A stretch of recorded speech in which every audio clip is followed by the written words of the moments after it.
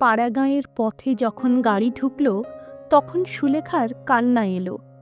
এই সে কলকাতার স্কুলে কলেজে পড়েছিল, এই পাড়াগাঁয়ে শ্বশুরবাড়ি হবে, যত অশিক্ষিতাদের মাঝখানে দিন কাটাতে হবে। কলকাতার নীলিমাদের বাড়ি গিয়ে প্রতি সন্ধ্যায় চায়ের আড্ডা, সেখানে জগদীশ বড়ুয়া, হিরণময় মিত্র সম্বন্ধে আলোচনা, ভয়েল কাপড়ের জরির ধারে কি রঙের পাড় সেলাই হবে এ সম্বন্ধে গভীর গবেষণা। গৌরীদের বাড়ি গিয়েও রেডিওতে নতুন নতুন গান শোনা। সব শেষ হয়ে গেল। গানের সে ভীষণ ভক্ত, ভালো গান শুনতে পেলে আর কিছু সে চায় না। এসবের এই পরিণতি। এই জন্যে কাকা তাকে স্কুলে দিয়েছিলেন। না দিলেও পারতেন, আরও অল্প বয়সে বিয়ে দিলেও চলত, তার চোখ ফোটবার আগেই। কথাটা সে কাউকে বলতেও পারলে না, বলতে পারলে বোঝা নেমে যেত অনেক। স্বামীকে তার পছন্দ হয়েছিল। স্বামী শ্যামবর্ণ, অল্প বয়স, বিয়ে পাশও করেছেন। কিন্তু হলে কি হবে, তিনি বিদেশে চাকরি করেন। গল্পগুজব করবার জন্য তাকে পাওয়া যাবে না সব সময়। অশিক্ষিতাদের মধ্যে অজ পাড়াগাঁয়ে একা একাই দিন কাটাতে হবে। মরে যাবে সে। নীলিমা কত দূরে পড়ে রইল। ও এবার আইএ পাশ করবে। সামনে কত আনন্দভরা মুক্ত জীবন। সে আটকে গেল ক্ষুদ্র জলাশয়ের জলঝাঁঝির মধ্যে। জীবনের গতি ওর বন্ধ হয়ে গেল। সন্ধ্যা হয়েছে। একটি জীর্ণ একতলা বাড়ির সামনে ওদের গাড়ি এসে পৌঁছল। কতগুলো প্রাচীনা, কতগুলো পাড়াগেঁয়ে বউ, তাদের মুখে চোখে না আছে বুদ্ধির দীপ্তি, না আছে কিছু। তারাই এসে সুলেখার চারিধারে ভিড় জমালে। কলকাতার বাসাতেই বৌভাত হয়ে গিয়েছিল, কোনো আচার অনুষ্ঠান বাকি ছিল না। থাকলে আরও বিরক্তিকর হয়ে উঠত ব্যাপারটা। স্বামীর ছুটি নেই, তিনি তাকে পৈতৃক বাড়িতে প্রাচীনাদের হাতে পৌঁছে দিয়েই সরে পড়লেন। মিলিটারি চাকরি, বিশেষ ছুটিছাটা নেই। যদি সময় পান পুজোর সময় আসবেন বলে গেলেন। সমীর চলে গেলে সুলেখা কান্নায় ভেঙে পড়ল। একেবারে নিঃসঙ্গ হয়ে গেল সে। কিভাবে দিন কাটবে এই বুড়িদের মধ্যে, যারা বাইরের জগতের কোনো সংবাদ রাখে না, এমন তিনকাল গিয়ে এককালে ঠেকা দন্তহীন বুড়িদের মধ্যে? টাকা ছিল না কাকার, নতুবা শহরে বিবাহ হতো। যাক সে কথা। ছেলে দেখে বিয়ে দেওয়া। ছেলে সত্যিই ভালো। স্বামীকে সে গড় পছন্দ করেনি। ভালো ছেলে, পাশ করা, স্বাস্থ্যবান। গ্রামের বাড়ি জীর্ণ বটে, কিন্তু বেশ বড়। অনেক নাকি জায়গা জমি আছে, প্রজাপত্তর আছে, আগান বাগান পুকুর বাঁশঝাড় সব আছে। বনেদি সেকেলে গৃহস্থ। তবে ওই যা কথা, সেকেলে, একেবারে সেকেলে। শাশুড়ি সুলেখাকে দিয়েছেন এক ছড়া ভারী সেকেলে মুরকিমালা হার, দিয়ে বলেছিলেন, বৌমা, বড় পয়মন্ত জিনিসটা। আমার শাশুড়ি আমাকে এই হার দিয়ে আশীর্বাদ করেছিলেন। আমি তোমাকে দিলাম আবার। তুমি আবার দিও তোমার ছেলের বউকে। জন্ম এয়স্ত্রী হও। আমার মাথায় যত চুল আছে ততদিন সমীর বেঁচে থাকুক। সুলেখা শাশুড়ির পায়ের ধুলো নিয়ে প্রণাম করলে। হার ছড়াটা ভারী বটে, কিন্তু একালে ও হার কেউ পরে? গৌরী কি ভাববে? কলেজের অনুদি কি ভাববে, যদি ও আজ মুরকিমালা হার গলায় দিয়ে কলকাতায় গিয়ে হাজির হয়? দিন ৫-৬ কেটে গেল। সুলেখাকে ভোরে উঠে কাজকর্মে বড়জা নীরদাকে সাহায্য করতে হয়। অবশ্যই নতুন বউ বলে এখনও কাজের ভার তেমন ঘাড়ে চাপেনি, কিন্তু নীরদাকে দিয়ে সে বুঝতে পারে এ সংসারে পুরনো বউ হয়ে গেলে কী ধরনের খাটুনিটা আশা করা যায়। নীরদা উদয়াস্ত খাটে, টিন টিন ধান সেদ্ধ করে, বোঝা বোঝা খাড় কাচে, খই মুড়ি ভাজে, দুবেলা রান্না করতে আসে। এখন ওরা একবেলার ভার সুলেখার উপর চাপিয়ে দিতে চেষ্টায় আছে বোধহয়। নিতান্ত চক্ষু লজ্জায় কিছু বলছে না। সুলেখা রাঁধতে জানে না তা নয়, কিন্তু গেঁয়ো রান্না, চচ্চড়ি, শুক্তুনি, মোচার ঘণ্ট, ঝালের ঝোল, বড়ির টক, এসব সে রাঁধতে জানে না। তাছাড়া ভালোও লাগে না এসব তার। এভাবে জীবন নষ্ট করার কি মানে হয়? সুলেখা সুন্দরী মেয়ে, কলেজের থিয়েটারে গতবার মালিনীর পার্ট নিয়েছিল। সুশ্রী চেহারার জন্যে আর চমৎকার গানের গলার জন্য যা মানিয়েছিল ওকে। গৌরীর মা টিস্যু শাড়ি পরিয়ে সোনার গহনা দিয়ে কপালে অলকা তিলক এঁকে ওকে নিজের হাতে সাজিয়ে দিলেন। ইংরেজি অধ্যাপিকা তরুণী উষাদি গ্রিন রুমে এসে ওকে কিভাবে অভিনন্দিত করলেন, এসব কথা তো ৮ বছর রবীন্দ্র জন্মোৎসবের দিনের। আজ মনে হচ্ছে কতকাল। সেসব দিন শেষ হয়ে গেল। এর চেয়ে তার নাই বা বিয়ে হতো, থাকতো সে উষাদির মতো, নলিনীর মতো, মিস সেনের মতো, মিস বিধুবালা গাঙ্গুলির মতো অবিবাহিতা। হাতে ভ্যানিটি ব্যাগ ঝুলিয়ে খাটো ছাতা হাতে ট্রাম ধরতে ছুটত বেলা 10:30টায়। যেখানে খুশি যাও, সিনেমা দেখো, নাচ গানের জলসা দেখো, ফার্স্ট ক্লাসে নিউ এম্পায়ারে, কি মজা। সকালবেলা ওর বড়জা এসে বললে, রাঙাবু, এক কাজ করতে হবে যে। সুলেখা বললে, কি দিদি? কলাইয়ের ডাল নষ্ট হয়ে যাচ্ছে, এগুলো ছাদে নিয়ে গিয়ে রোদে দাও, তারপর বেলা পড়লে ঝেড়ে তুলতে হবে, বুঝলে? বেশ, পারবে তো? করিনি কখনো, তবে চেষ্টা করি। সুলেখা ডাল ছাদে দিয়ে এসেছে, তারপর আর ডালের কথা ওর মনে নেই। দুপুরে আহারের পরে একটু শোবামাত্র ওর ঘুম এসেছে। বেলা 2টোর সময় কালো ভোমরার মতো মেঘ করে নেমেছে ঝমঝম জল। ও অঘরে ঘুমোচ্ছে তখন। ঘুম যখন ভেঙেছে তখনও সমানে বৃষ্টি হচ্ছে। শ্রাবণ মাসের বৃষ্টি খানা ডোবা ভর্তি করে ফেলেছে 2 ঘন্টার মধ্যে। সুলেখা উঠে চোখ মুছতে মুছতে জানালা দিয়ে দেখে অবাক হয়ে গেল। বৃষ্টির এমন রূপ সে শহরে দেখেনি কখনো। বকুল গাছের গুঁড়িটা কালো দেখাচ্ছে বৃষ্টির ধারায়। ছাতারে পাখিগুলো অঘরে ভিজছে। এ যেন রবীন্দ্রনাথের সেই কবিতাটার কথা মনে করে এনে দেয়। এদের কোনো ব্যবস্থা নেই, এই সময় খেতে হয় গরম গরম চা। সে নতুন বউ, চা তৈরি করতে যেতে পারে না, কিন্তু কারো কি সেদিকে দৃষ্টি আছে, না কেউ কিছু বোঝে? ও মা গো, ওদের বাড়ির বুড়িটা কি করে ভিজছে এই জলে নারকোল পাতা কুড়োতে। পাড়া গিয়েদের কাণ্ডই আলাদা। এমন সময় ওর যা ঘরে ঢুকে বললে, রাঙা বউ, ডালগুলো তুলেছিলে ছাদ থেকে? সর্বনাশ, সে কথা সুলেখার একদম মনে নেই। লজ্জায় তার সুন্দর মুখ লাল হয়ে উঠল। অপ্রতিভ সুরে বললে, ওই যা, সে কথা মনেই নেই দিদি, এক্ষুনি আমি যাচ্ছি ছাদে। লজ্জায় সুলেখার মনে হচ্ছিল সে মাথা কুটে মরে। এই সব অশিক্ষিতাদের দল তাকে কিরকম আনাড়িই না মনে করছে। তাকে স্মার্ট বলে সবাই জানত কলেজে। সুলেখা ধর্মর করে উঠে ছুট দিল ছাদের দিকে। ওর যা সস্নেহে ওর দিকে চেয়ে বললে, ছুটতে হবে না রাঙা বউ, বসো বসো। বসবো কি দিদি, ডাল যে ভিজে নষ্ট হয়ে গেল। সে কি এখনো আর ছাদে আছে ভাই? তুমি ঘুমোচ্ছিলে যখন বৃষ্টি এলো, সে আমি তুলে আনলুম যে। কৃতজ্ঞতায় সুলেখার সুন্দর চোখের দৃষ্টি বিনত হয়ে এলো।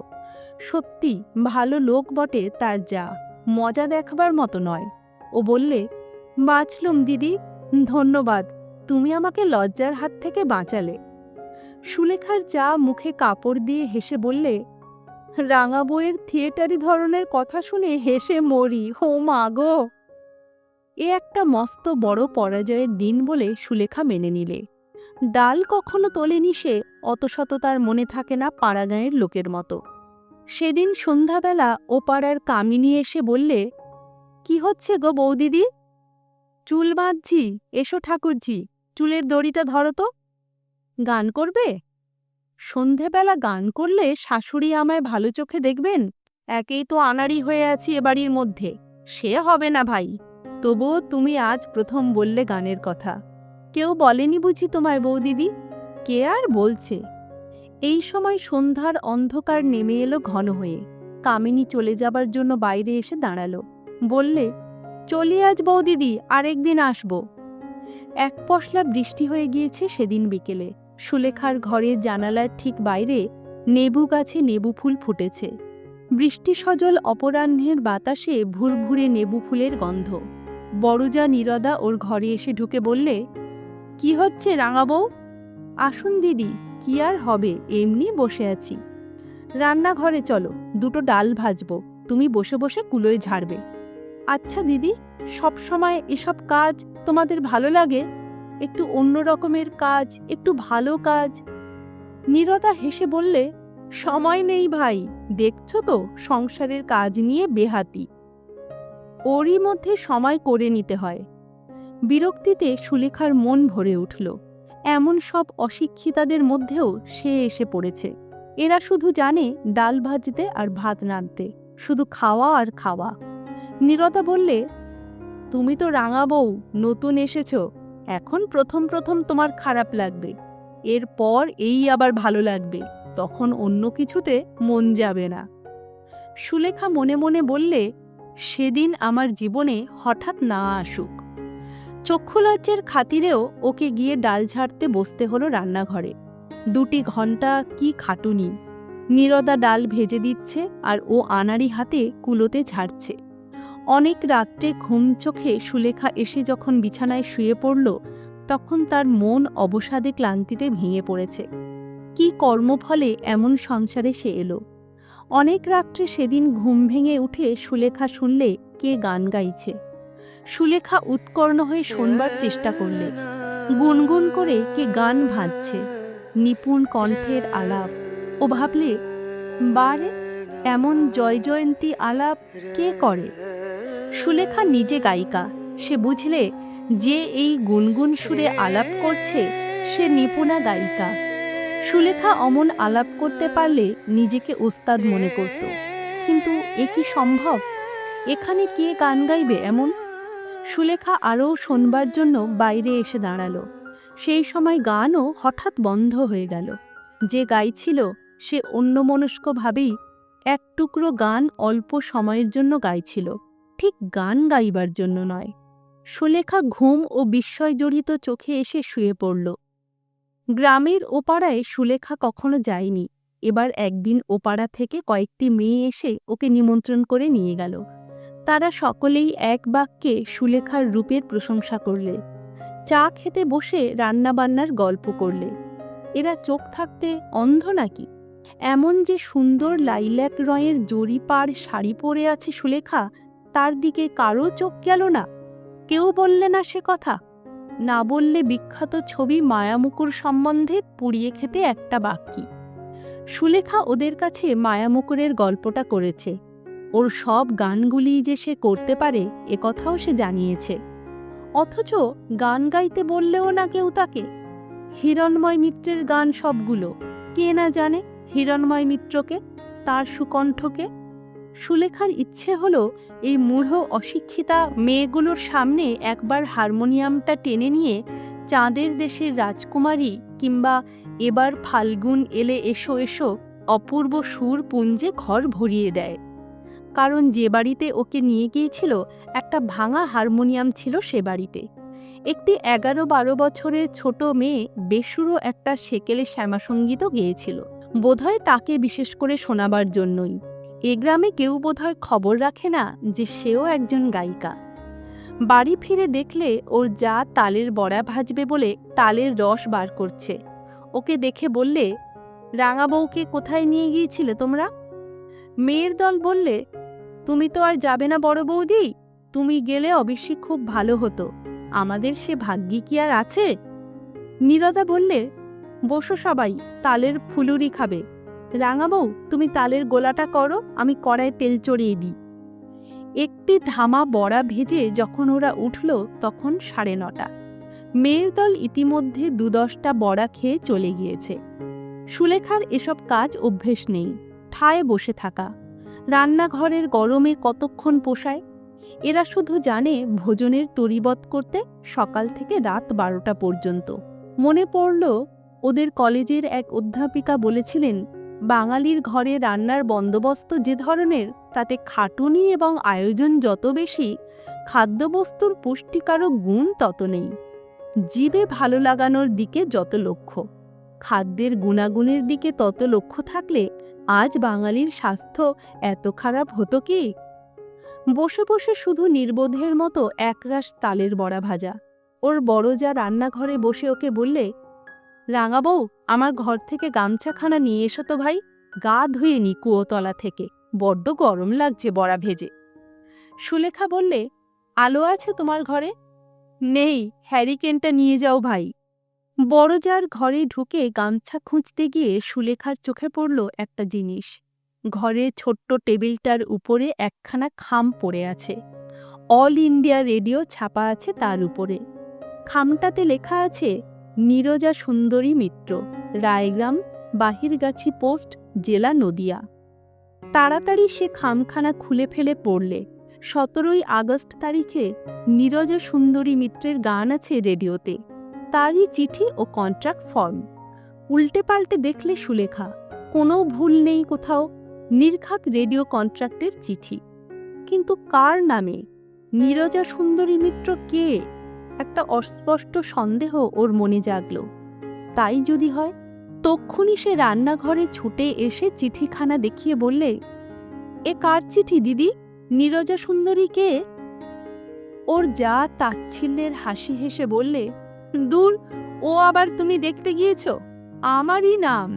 নীরজা থেকে পাড়াগাঁয়ে সবাই বলে নীরদা। কিন্তু মিত্র কেন? ঘোষ হবে তো।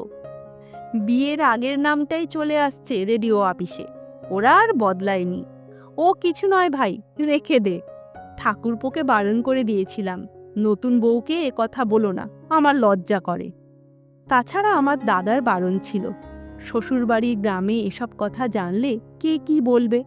দাদা আমাকে গান শিখিয়েছিলেন কিনা, হিরণময় মিত্র, নাম শুনেছ বোধহয়?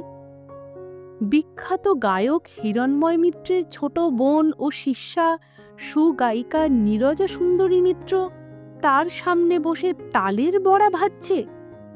সুলেখা শ্রদ্ধায় ও স্নেহে নিজের আঁচল দিয়ে বড়জার মুখ মুছে দিতে দিতে বললে, একদিন জয়জয়ন্তী ভাজছিলেন তাহলে আপনি অনেক রাতে?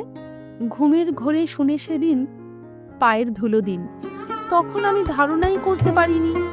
এতদিন বলা উচিত ছিল আমাকে, আমি কি করে জানব? লিসেন চ্যানেলে আজকে শুনলেন বিভূতিভূষণ বন্দ্যোপাধ্যায়ের লেখা সুলেখা।